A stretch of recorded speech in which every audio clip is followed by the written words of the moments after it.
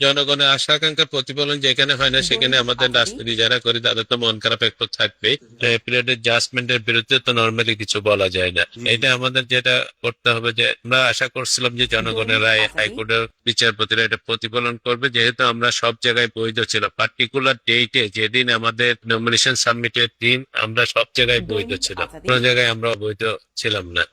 সাবসিকিউরিটি নিচ্ছে আদালতের কোনো পর্যবেক্ষণ, সবগুলা দিকে আমরা রিভিউ করবো আর কি। ইনশাআল্লাহ আমরা ফাইনালি জিতবো, এইটুকু আমরা আশা রাখি আর কি। রাজনীতির সাথে আসে, রাজনীতি করবো। মানুষের সবাই যে আমাকে যে ভালোবাসার বই প্রকাশ করেছে, আমি তাদের জন্য ধন্যবাদ জানাই। প্রতিটি মুহূর্তে জনগণ আমাদের সাথে ছিল।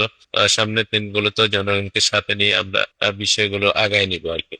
জনগণের আশা আকাঙ্ক্ষার প্রতিফলন যেখানে হয় না সেখানে আমাদের রাজনীতি যারা করি তাদের তো মন খারাপ একটু থাকবেই।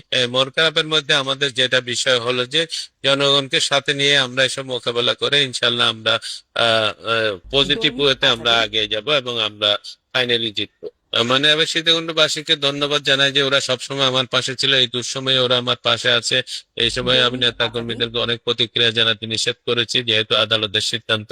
তবে সবাই নানাভাবে ওরা বিভিন্ন প্রতিক্রিয়া দেখানোর জন্য আমাকে বলতেছিল, আমি সবাইকে নিষেধ করে দিয়েছি, যাতে করে সামনে আমরা সবাই মিলে আরো এই সীতাকুণ্ডকে আমরা এগিয়ে নিতে পারি আর কি।